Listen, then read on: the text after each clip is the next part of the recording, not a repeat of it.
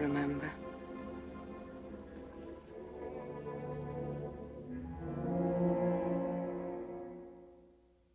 There was a kind of purity. He was at home being an actor.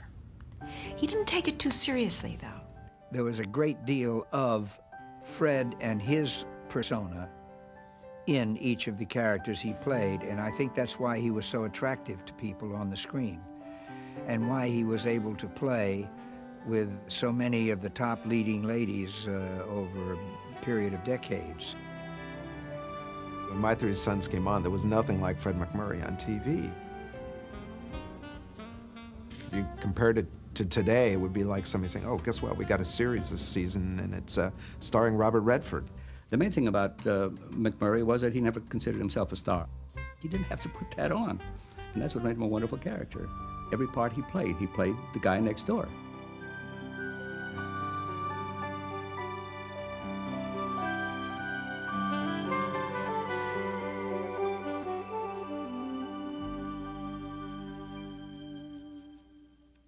He was easy, he was friendly, but he was not intimate.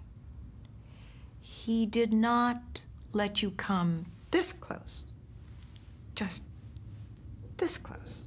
Nice, friendly, small-town boy. If there was pain in his life, if there was tragedy, he didn't ever reveal that. My grandfather was visiting Beaver Dam, Wisconsin. He was doing a concert there. He was a very fine concert violinist, and he fell in love with, she was the most popular girl in Beaver Dam, Melita Martin. She was beautiful, stunningly beautiful. They were immediately attracted to one another. They weren't allowed to see each other because my grandmother's family were very opposed to her seeing a musician, but they eventually did elope and were married. And she traveled with him all during her pregnancy and ended up in Kankakee, Illinois, where my father was born on August 30th, 1908. There came a time, I think, when they were having some financial difficulties, so it was easier for my grandmother to take my father back home to Beaver Dam, where she had a very good support system. And she stayed with her mother and her sister. Those first few years, my grandfather was on the road. He traveled and wrote. The level of disapproval that my grandmother's family had, I think ultimately, is what separated them and pulled them apart. My father heard from his father occasionally, but he died when my father was 5 years old. He never really spoke too much about his father because he didn't know that much about him, except was so interesting. One time we were sitting here and watching a concert on television, and this marvelous violinist came, and he had this dreamy look in his eyes, and I looked at him, and he had a tear there, and he said, "He looks like my dad." And he said, "He's playing the same tune that I remember my father rehearsing." And I said, "Do you miss him?" He said, "I miss being his son." I really didn't know what a father was. He never had an affinity to the violin, much, I think, to his father's dismay. But he did love music, and he grew up around music, and his family was very, very musical. So he started out playing a saxophone. He loved the sax. He loved the sound of it. And you have to remember the era in which he grew up, too. It was, you know, the jazz bands and the jazz music, and they had the speakeasies and all that kind of thing. So Dad started out playing a musical instrument in his high school band, and then later on he played in the college band at Carroll College, and supported himself that first year by playing in local bands and nightclubs. Much to, I think, his mother's horror. He loved it, and he loved playing the saxophone, and that's actually how he got started in the entertainment field. All the odd jobs that he had when he worked his way across the country, working in a department store and selling electrical appliances and taking the paint off old cars. He used to do that. Fred MacMurray never took acting lessons.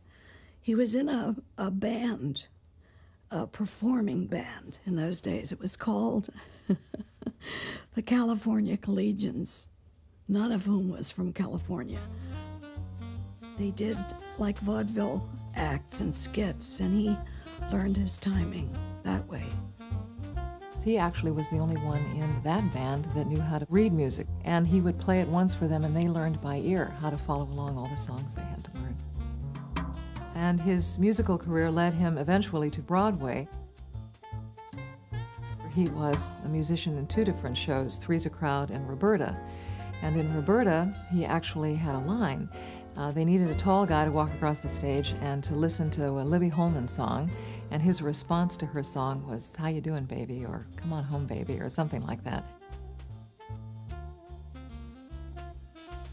He would do the shtick and then go back in the pit. That was his first experience as an entertainer. Oddly enough, he was brought to Paramount, and his first picture was not here. RKO borrowed him immediately for a picture. And it was called Grand Old Girl. And he had a scene in the football stadium in the stands where he had to eat popcorn. And Wesley Ruggles was looking for a new leading man for Claudette Colbert in her new picture called The Gilded Lily, and they needed a leading man that could eat popcorn. So they took a look at the Rushes, and they agreed that he was the guy for them. So he got the part actually because he ate popcorn very nicely. But popcorn was made for watching the world go by. Look, I stick my hand in the bag without taking my eyes off the street. I throw some popcorn in my craw, I chew, and I'm still looking. That's what I call class.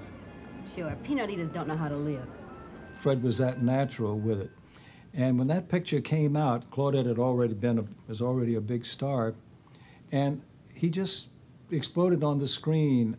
He just was himself. And I think that's why people liked him so much, because he was himself, and that came through. We could go away someplace, to the mountains maybe, where you could get some rest. And then, well, oh, Lynn, I know I'm just a mug, no class, not even a crease in my pants, but do you know what I'm trying to say? Well, how do you feel about it? He brought a naturalness and a charm and a unique kind of sophistication, I think, that made that whole picture come alive. And from that day on, when that film was released, he was an instant star. And then when he did Alice Adams with Katharine Hepburn, he showed that he could hold the screen with her. But I think that's what immediately showed the people at Paramount that this man had potential. He was used to being with gentle people, mostly women. And in the formative years, he became very attuned to how important it was to be gentle with women. And he was a very tender, kind person. When he started working with Carole Lombard and some of the big stars, the women that were great stars and aggressive and career women. Not only the fact that he was a good actor did they want him, but they wanted him because of his naturalness. He put them at ease, appearing in scenes with him. They loved working with Fred MacMurray, the big actresses of the time, because they knew he wouldn't try to take over. They knew that he would be sort of in second place and be in second place very, very well without thinking he was in second place. He didn't in any way try to outdo anybody else ever in his life, because what he did was simple and straightforward and good enough to shine. All the women in Hollywood wanted to be his leading lady. Claudette Colbert did pictures with him. Madeleine Carroll did 3 or 4 pictures with him. Paulette Goddard did pictures with him. All these gorgeous girls. He used to say to me, He said, I don't want to get in trouble with my leading ladies, but he said the one that was the most fun to work with was Carol. I said, why? Carol Lombard. He said, well, you just never knew what she was going to do or say.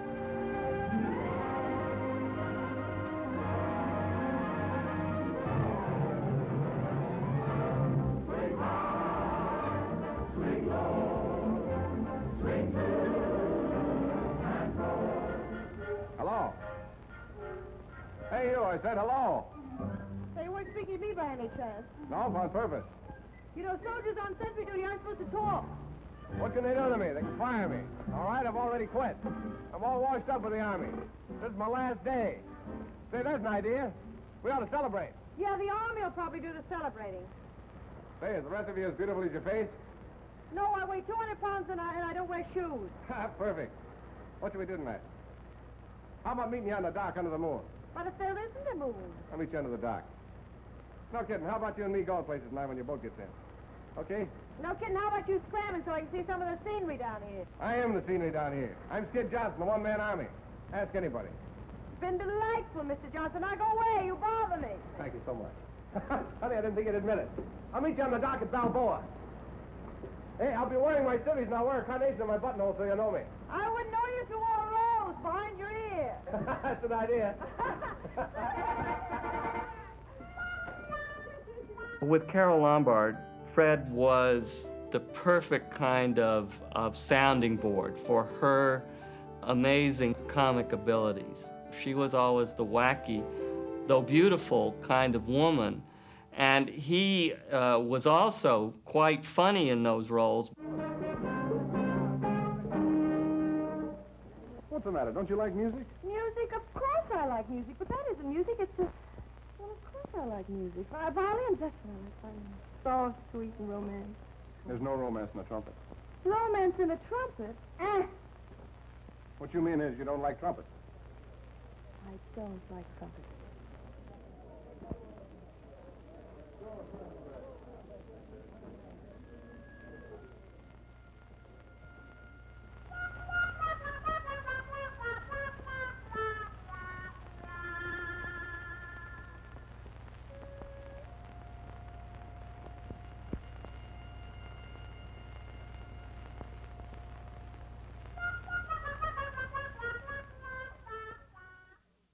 This was during the era of the Depression, so people really wanted to be entertained and taken away from the problems and misfortunes that they were dealing with. She had a run in her stocking. He didn't have a nickel in his pocket, but they merrily put their trust in the generous bounty of Lady Luck in the dream city of the world, New York town. If you just go into the library... Oh, you don't have to worry about her. She's used to rough stuff. After 6 months with me. Why, you hound, you don't believe that, do you? He does believe it. Oh, you do. Oh. I knew that guy was so good. Oh!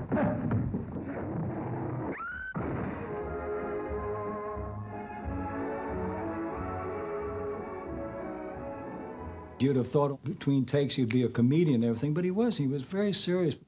But he had the timing that was so great. He was a very expert musician and sax player. I wonder if that kind of inner sense of rhythm and sense of the cadence of language and especially comedy was somewhere just built within him. And long about August, we can begin to figure out more important offspring. Oh, darling. Maybe 500 or 600 of them. 500 or 600 what? Well, chicks, of course. He kept to himself to a great deal without seeming to be out of it. He was like that. But he was always friendly. He never held you off at arm's length, but at the same time, you couldn't get to him because of his, he had a protective quality, like a layer of varnish all over him that kept people from boring in. He was a very kind person, not only to his co-stars and his co-workers, but to the people outside. I've seen him leave the studio.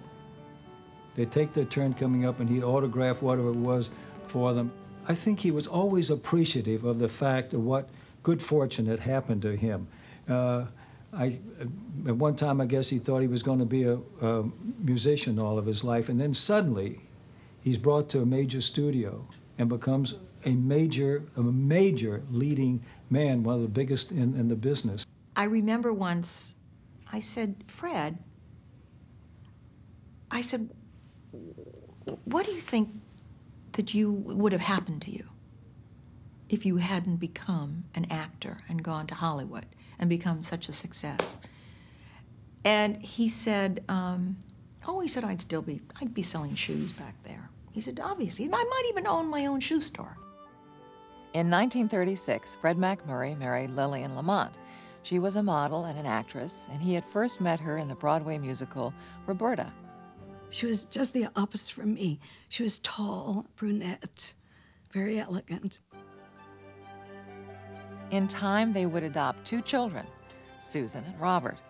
And Fred MacMurray had what he had always sought: a family of his own in which there was an ever-present father. I understand I'm to do a little flying for you gentlemen. You gonna be the pilot? You can't feel any worse about it than I do, Lieutenant. She's sluggish on the controls. Too much ice. Give me oxygen. During the war years, Fred, I think, very well took care of a big problem that Hollywood had, which was that a number of the leading men had gone into the service. So there was a paucity of the leading men of Fred MacMurray's stature. He made Americans, again, I think, feel good about the masculine figures that they valued so much during that time. Many of you out there are strangers to one another, but we all have one thing in common. We invested our money in America. My father had tried to get into the service, but a punctured eardrum had kept him out. So he remained in Hollywood, but he did what he could to help the war effort. Even after the war, together with other members of the Hollywood community, he did his part in helping in the process of rebuilding. Today, victory bonds must play their part in peace, in bringing our boys home, in rehabilitating the disabled, hospitalizing the wounded, in giving all the veterans a break. And we must invest in our own tomorrow by buying victory bonds today. He never got caught up in the trappings of Hollywood, and I think all of that came from the Midwestern beginnings and, you know, the solid input that he had from his family. And I think he didn't get caught up with all of that. That wasn't important to him. Family was important to him. Doing a good job was important to him. I think a lot of actors, actresses too, who are shy, get really turned on when they can become somebody else, use their imagination and act. He was a very shy person, personally. My father never took an acting class, but he believed if you believed who you were, the character you were playing, if you knew your lines, and you listened to what the other person was saying to you and responded, that was it. He always could say things, say lines, as though they were absolutely spontaneous, as though he just thought of them. And that, of course, is a great trick if you can manage it. He was one of those, what I call an honest actor. He was a self-contained person. That's highly unusual for an actor. Usually, actors are far more vulnerable. They want to know, what do you think of me? Well, what did you think of that scene? Did you really laugh? Did you really think it was that funny? He had inner strength. He was very strong. He was silent. He didn't want to let people in on what he was thinking all the time. And I think definitely that came across on screen. Fred did have some things in common with the Gary Coopers, the John Waynes, the Randolph Scotts. He had the physicality. He was a big man, a strapping, strong man. He also had that kind of reserve, that laid-back quality about him. What he did have that many of them didn't have was a range. You can't truly imagine John Wayne or Gary Cooper doing Walter Neff in Double Indemnity. We were making a picture, a very daring picture, where leading man and leading lady are murderers. I showed the script to Stanwyck, and she immediately said yes, she wanted to do it because she knew that was a juicy part. She didn't want to play goody-goody parts. But I had difficulties with leading men. The leading men in those days, they did not want to play a murderer. I went all the way down to George Raft, who said, I can't play it because when you were reading that script to me, he says, no, that I'm an FBI man. I said, no, that's not the kind of a picture, not that. So I had nobody until I found on the list of the contractually obligated actors, until I started thinking about Fred MacMurray, who was a Paramount actor. And I let him read the script, and he says, I can't do it. He said, that beautiful line, he says, this requires acting. I says, yes, it will, and you will be wonderful in it. He says, look, for God's sake, I know how to play the saxophone. That's how they found me. And I'm doing those little comedies with Claudette Colbert, and please don't do it to me. I did it to him, he played it, and he was wonderful.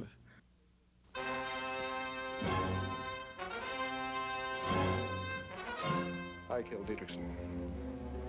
Me, Walter Neff, insurance agent, 35 years old, unmarried, no visible scars. Until a while ago, that is. Yeah, I killed him. I killed him for money and for a woman. How do you do, Mr. Dietrichson? I'm Walter Neff, Pacific All Risk. If you wait till I put something on, I'll be right down. The insurance ran out on the 15th. I'd hate to think of you having a smashed fender or something while you're not fully covered. You want to knock him off, don't you? That's a horrible thing to say. What'd you think I was, anyway? The guy that walks into a good-looking dame's front parlor and says, good afternoon, I sell accident insurance on husbands? You got one that's been around too long, one you'd like to turn into a little hard cash? Just give me a smile and I'll help you collect? Boy, what a dope you must think I am. I think you're rotten. Double Indemnity was a real leap of faith for Fred MacMurray. It was a dangerous, dangerous decision on his part to take that role because he was already very well established as the solid, heroic, leading man type at that point. He had never played a villain before. I can't stand it anymore. What if they do hang me? They're not going to hang you, baby. It's better than going on this way. They're not going to hang you. Because you're going to do it and I'm going to help you. You know why you couldn't figure this one, Keys? I'll tell you. Because the guy you were looking for was too close. He was right across the desk from you. Closer than that, Walter. I love you, too. It was a wonderful boost to him to know that he could portray that kind of character and to portray it beautifully. And having accomplished it, I think he actually felt better about himself as a performer. Now he could do anything. Fred MacMurray was devastated when his first wife died of cancer. And those of us who knew him tried to comfort him as much as we could. But actually, the most comforting thing that Fred had was himself. He was a very strong person, and although he grieved and was devastated by this loss, he managed to control himself and to continue his work. As if anything, I think he worked harder. He didn't want to do it in a way, but we talked him into it because we told him it would be better for him. You know, the old thing, if he worked, that if he worked, it would help him to ease the pain. What's up? I have just relieved the captain. He will continue to be treated with the utmost courtesy, but from now on, I will give all orders. Mr. Keith backed you up. He'll pay the same as you will. Queeg is a paranoid, or there's no such thing as paranoia. Tom, I warned you. Can't you see what he's doing? Queeg was sick. He couldn't help himself. But you're real healthy. Only you didn't have 1/10 the guts that he had. Except I never fooled myself, Mr. Greenwald. I can see 6 sides to every risk and 12 reasons why I shouldn't take it. Cut the kidding, Tom. Look, fellas, behind this smiling, brilliant, eloquent exterior, I've got a yellow streak 15 miles wide. I'm too smart to be brave. You'll publish your novel. You'll make $1 million. You marry a big movie star. And for the rest of your life, you'll live with your conscience. If you have any. Now, here's to the real author of the Caine Mutiny. Here's to you, Mr. Kiefer. I never believe in having heavies who play heavies. They don't think they're heavies. They think they're as nice and as decent as anybody else, except they have a different way of looking at life. The first time I met Fred MacMurray, I was 18 years old, and he was 36. And we were appearing in a film together called, prophetically, Where Do We Go From Here? My lucky star was glowing. All at once I knew I'd met my once for all.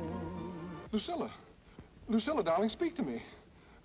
All my life I've wanted you to sit on my lap, but it's no fun if you're not conscious.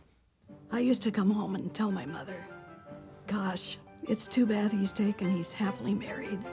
That's the kind of man I would like to have. And she said, why? I said, well, he's so real. He's kind. He's not full of himself. Brings his lunch in a paper bag, eats by himself. He's kind of a loner, but very sweet and kind. And you know, Mom, every day he calls home and talks to his wife and his 2 children, and why can't I find somebody like that? June Haver in her own right was a big star at Fox. A lot of important pictures. I worked in films for about 10 years in the golden age of musicals and having lots of fun growing up. Balance yourself like a bird on the beam in the air. She goes, there she goes. Oh, you beautiful God. Daniela, prepare the wedding wine. Every one girl in my hair. With all of this stardom and adulation she had, she decided to give it all up and go into a convent. I went into the convent for very personal reasons. And I came out a year later for very personal reasons. When Lillian died and left him with his son and daughter, he was like a lost soul.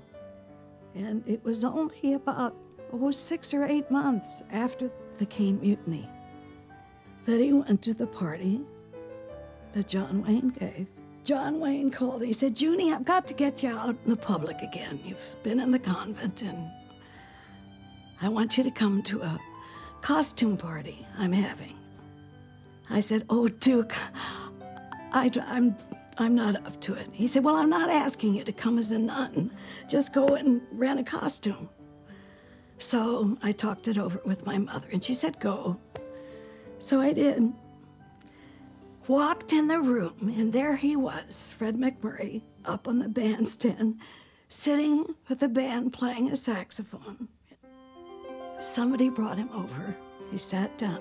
He took my hand, and we both knew it was just to be. It was a wonderful, wonderful marriage.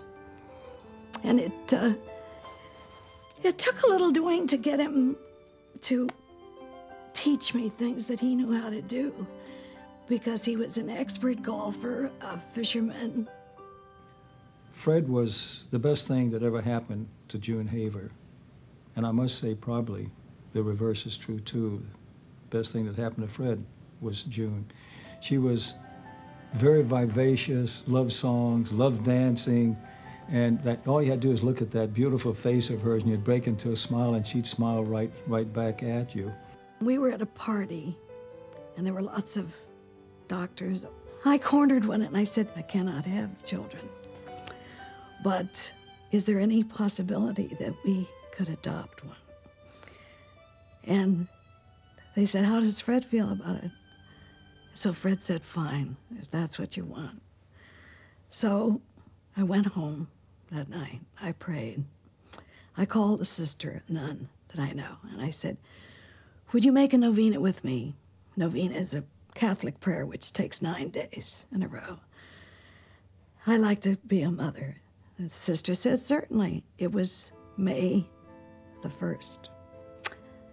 May the 7th, I got a call from Fred. And I was at the hairdresser, and he said, "What are you doing?" I said, "I'm just ready to go under the dryer." He said, "Sit down. What are we going to do with twin girls that were born this morning?" And it was like, it didn't even take 9 days of prayer. In 7 days, they were to be ours. As an actor grows older, he kind of loses his place. He can't play a young, dashing, sophisticated person at cocktail parties and, wearing the tails and all that. All of a sudden, he finds these scripts being sent to him where he's playing Western leads. Gentry, Fred MacMurray, a killer who had vowed never to kill again.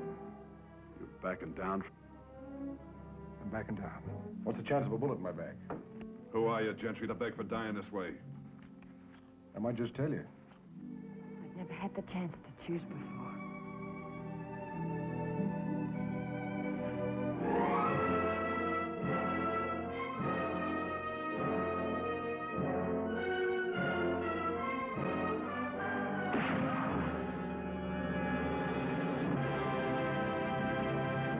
And he'd say, the darn horses never hit their marks.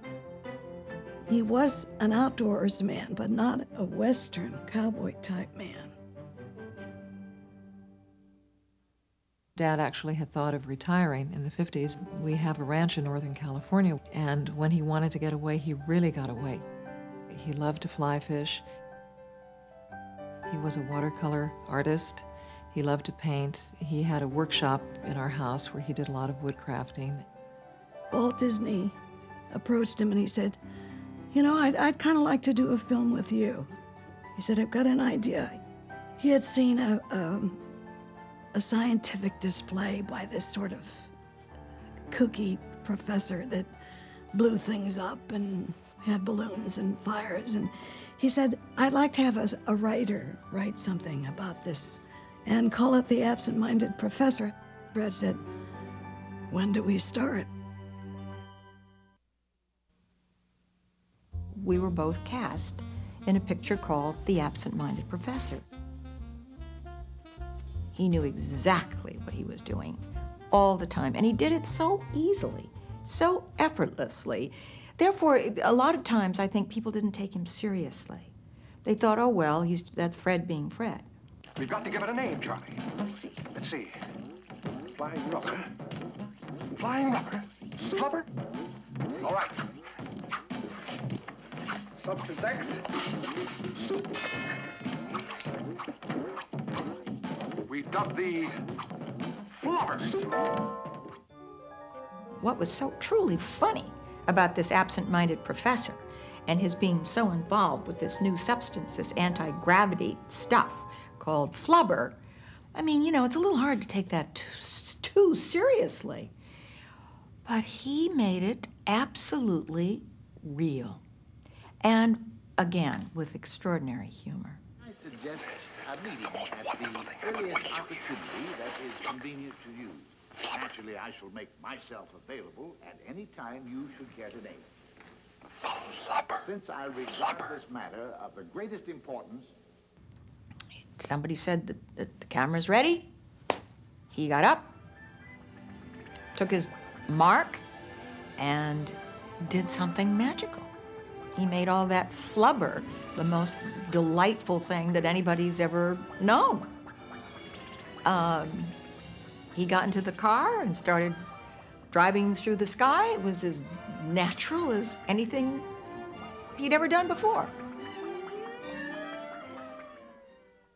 I was preparing a picture called The Apartment.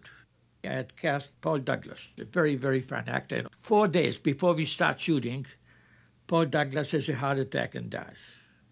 We have nobody. But there again is now the image of Fred MacMurray. He could play it. I go to him and say, oh, for Christ's sake, don't do it again. Not again. I cannot play that. I cannot play it because, you see, I have a deal with Disney.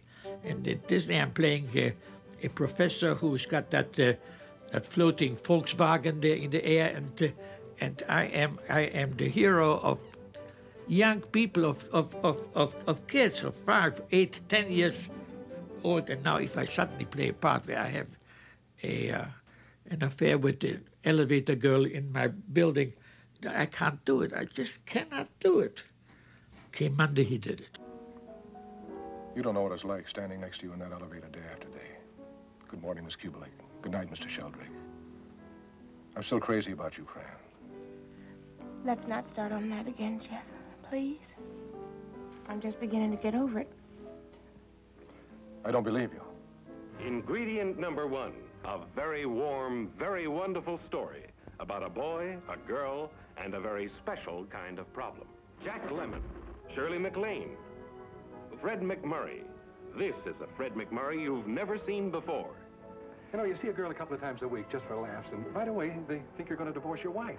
I ask you, is that fair? No, sir, it's very unfair, especially to your wife. Yeah. I felt that he knew precisely what he was doing, but he was injecting a great deal of his own persona into the part, and that was the correct thing to do, and it certainly was what Billy wanted, because he wanted him to be attractive on the surface. When you're in love with a married man, you shouldn't wear mascara. It's Christmas Eve, Fran. Let's not fight, huh? Merry Christmas. What is it?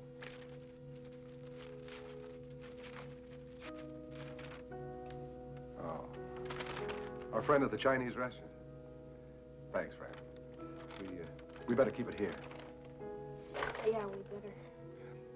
Oh, I have a present for you. I didn't quite know what to get you. Besides, it's kind of awkward for me shopping, so here's $100. You go and buy yourself something, huh? Billy was criticizing a certain level, a certain strata of behavior in big business today, and with the love story of Shirley and me, he was growing a rose in a garbage pail, is what he was really doing. And a lot of that garbage was Fred's behavior as the character.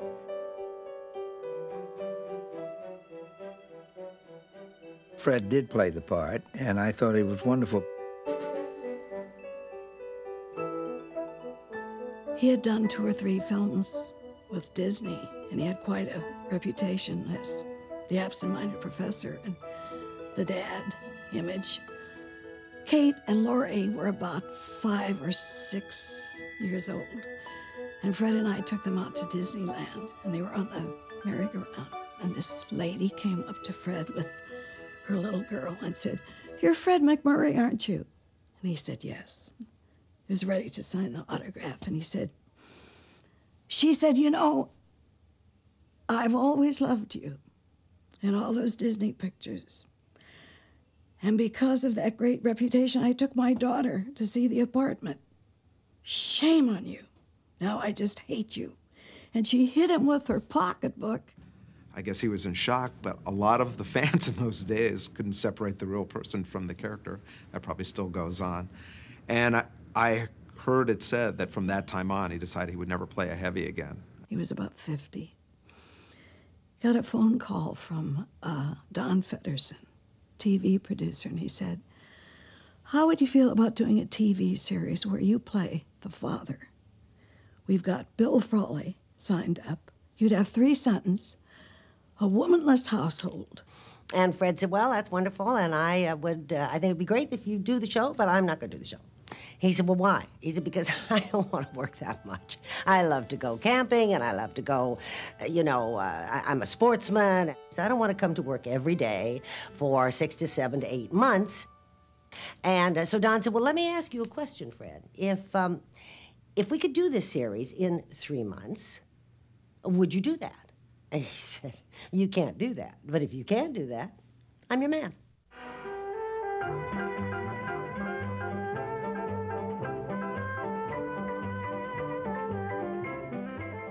Sorry, fellas, I'm so beat I can hardly think, let alone talk. Okay, we understand. Man only has so many words to say every day, and I've already said mine. I'm talked out. Sure, Dad, but think of all the... And thought out. What if I needed... And pooped out. But, Dad, all the trouble we went through... Quiet, you guys. Can't you see Dad's bushed?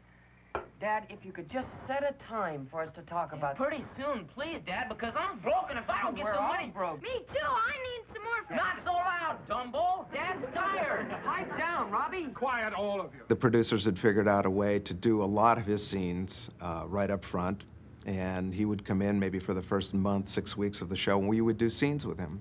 And they constructed a lot of scenes that he would enter into or walk out of on purpose. We would cut then, a cameraman would step in, take a picture, and we would come back, the other actors without Fred, and maybe pick up that scene if he had walked out of it maybe 2-3 months later. And by then, Fred would be off fly fishing somewhere. Because Fred wasn't there, they would pick up our close-ups. A lot of the times, like I said, we would be talking to Fred, and he would be off camera, and we'd be looking up. It wasn't really Fred. It would either be an assistant standing on an apple box, a dialogue coach, or a lot of times they had a mop. And because he was so tall, they'd have to hold it up. We used to call it Fred McMop. My Three Sons was a very unique show at that time in the 60s and early 70s. A show had never been done like that, where you had a father figure, a single parent, running a household and raising 3 boys alone with a dog and with his father-in-law. It wasn't a show that was very preachy. It was interesting because the sons would always get involved in something where they were going to make a horrendous mistake with their lives. But because of Steve's great upbringing and the manners and I suppose the skills he had given us as people, you know, we would always disengage ourselves out of a situation before he would really need to step in, and he would always smile and look at his sons and say, you know, I've taught them, they've grown up with my values. Those parts were written for him and for his persona, which was very fatherly and a very communicative father, which my father at home was. The only thing that was different was all the physical comedy. He didn't fall around the house a lot. When Fred was shooting My Three Sons, it was on every Thursday night. Our daughters, they would be on either side of Fred on the couch. And when the music started, the theme song, they would run to the set and kiss him. Then they would run back and kiss him. Every week this went on for years. They had no idea the show was going to go this long. Finally, they're in about their 9th year. They decided that they would have Fred MacMurray get married and have a wife. I walked in the first day, panicked, because everybody had worked together for 9 years, and they treated me like I was just, I'd been there forever. When I got the part of Barbara on My Three Sons, I just was so excited because Mary Tyler Moore was doing her show. She had a feistiness about her. She had a, wait a minute, let me tell you what I think. She became the new woman, in a sense, in sitcoms. And I thought, you know, now MacMurray's going to get a wife. I can do that. Instead of all this sweet apron, whatever you say, daddy dear. First day, Fred MacMurray's teaching me how to play golf on the lawn. And I don't do it right, and he tells me, and I don't. Finally, I say, but you said, didn't you tell me that if I'm not, I mean, come on. I mean, is that what you told me? They printed it. Next day, in come 5 men, gray suits, ties, and walk over to me. Beverly? Yes? You have to understand something. That Barbara is always sweet, always nice, always with a smile, never raises her voice. She is the wonderful, sweet, charming, lovely wife. Okay.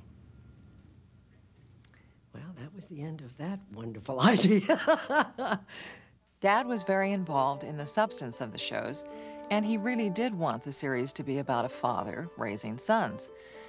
I guess also he wasn't too eager for a TV wife to boss him around on a regular basis. My Three Sons was a kind of projection of Fred at his best, because this was a man who had a great sense of humor and who loved being a father. And of course those were comedies, and yet there was always a little message to them about the kind of values that a family man should have. Chip, why aren't you in bed? Want a drink of water? Well, go in the bathroom and get one and then get to bed, will you please? Dad, how can you get to first base by striking out? When the catcher drops the ball on the third strike. How come Robbie says you're out on the first strike? Well, I don't know what he meant by that, Chip.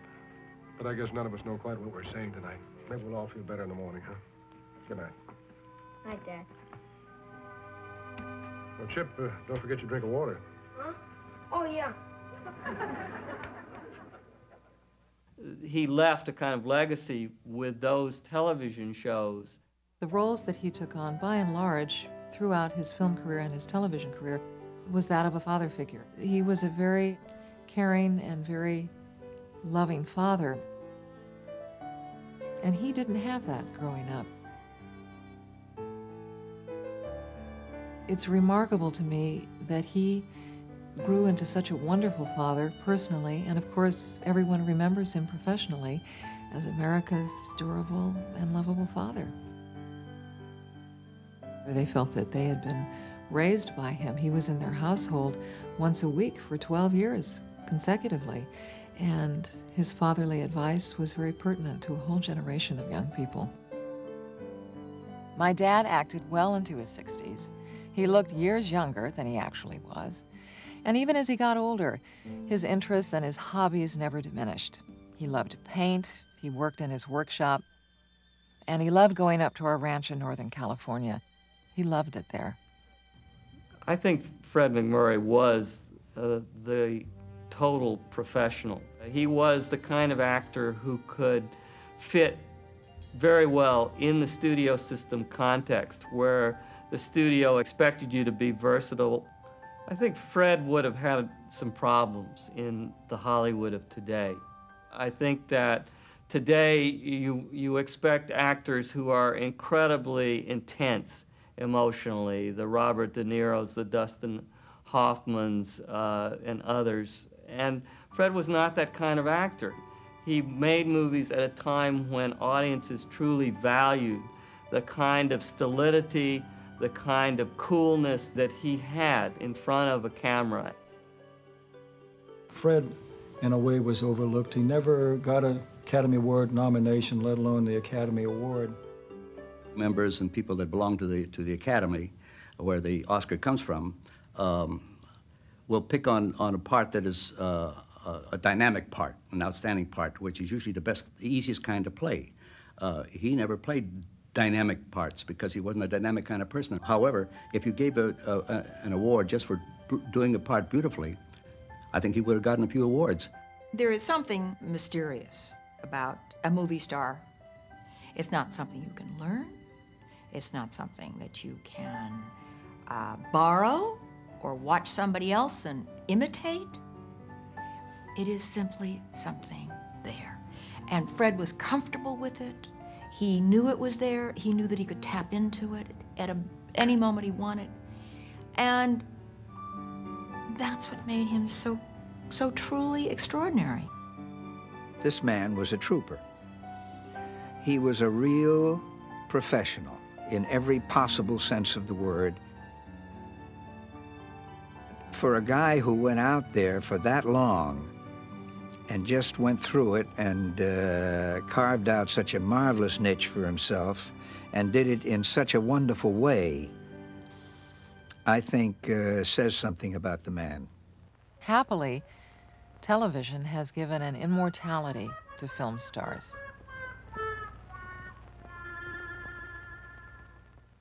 I remember when he was sick, when he took ill, and he felt himself going downhill. And it's sad, but I can sit here and watch him right there on the tube, young and healthy. Gosh, it's marvelous.